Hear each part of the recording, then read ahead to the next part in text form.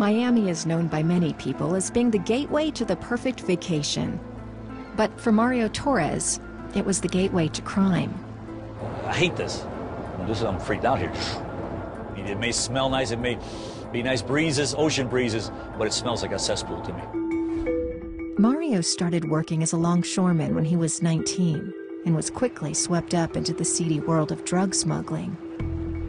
We had access to the port to get in, get out, and we knew who was who. We knew who the cops were, who the cops weren't, who could tell on us, who couldn't. There's a point when we didn't even count the money anymore. We waited. What's 100,000 ways? Take $5 bills, weigh it 100,000 ways like 5 pounds. That's enough. Okay, take that. While the lifestyle was lucrative, it was also extremely dangerous. Well, the risk involved was not even, goes without question. In prison, you could even be shot. I mean, the police, customs, drug enforcement agencies, I mean, every federal authority is on the port. That's where the importation of drugs comes in, is through a port.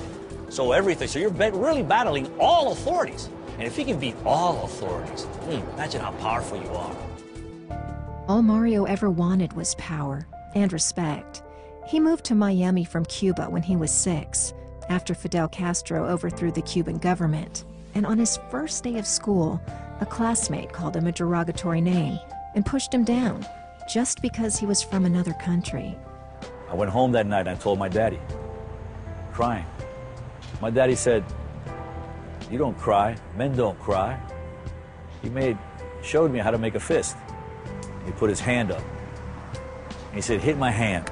And I hit his hand, that night for hours. And he said, "You go back tomorrow and you punch that boy in his nose." He did exactly what his father told him to do. And that day, I got the respect that I always wanted. I had power now. And hatred toward anyone who tried to stop him from using that power. I could never go back to being that kid that got pushed. So I had to continue pushing forward. I thought that I was coming against those people that had come against me. An example, my father had lost his country, and this wasn't going to happen to me. Authorities weren't going to destroy my life. I thought I could do anything I wanted. Until one day, the feds came knocking on the door. Mario left his wife and 2 young children. He changed his name, took $250,000, and fled to South America. That's where he slowed down and started really looking at his life. Always inside of me, there was that one guy that wanted to have a family, to be with my wife and my children, like my father and my mother were. But after a few years of Mario's absence, his wife lost hope and moved on. My time as a fugitive was mostly spent crying, pain, struggle inside. Now it was just me alone. Ultimately, Mario got tired of running from the law, and he turned himself in. But a lot of guys inside prison were laughing at me. How can you turn yourself in? Are you stupid? What's wrong with you? But Mario says it was exactly what he needed to do. I felt a sense of relief because now there's no more putting on this facade, this power thing, this respect thing, this tough guy thing. Now I was really conceding, I was surrendering. And not just to the federal authorities. This fellow inmate told me God is looking for men like you. And I said, men like me? I felt God speaking to me inside my heart. He said, yes, and I've always loved you. As a matter of fact, I loved you when they pushed you in the 1st grade. I was there. I was there when you were growing up. I was there in your rebellious years. I was there when you were smuggling. I was on my knees, I was crying. I said, Lord, I want to love you for real. I want to know you. I want to fall in love with you. And I felt this overwhelming, like a flow, warm flow in my body. I heard a voice, an audible voice inside that said, yield. I gave my life to Christ.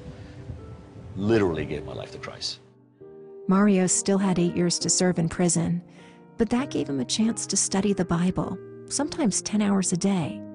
And when he was finally released, he was a changed man. Before I met Christ, I was a self-righteous, selfish, thinking of myself. And when I met Christ now I do things for him. And it's just much better. There's no need for power. He has the power. Jesus gave me an identity. that little guy that didn't speak the right language, it was hated. Now I had an identity. Now I wasn't no longer a Cuban, no longer an American. Now I am a beloved son of God. The greatest title anyone could have, the most power anyone could ever want, is to be loved by God. And I don't deserve any of it. I deserve to be dead for the crimes I committed. But he forgave me, and he set me on high. Today, Mario works in the food industry and lives a simple life. He finally has the close family he always wanted. He married Dirce, and they had a daughter, and he's been reunited with his parents and grown children. There's no more running, no more hating. There's just loving now. To have got Christ in your life is just so overwhelmingly good. It's just anything the world has to offer is overrated compared to what God gives you. And if he loved a guy like me that was loveless, he can love anyone.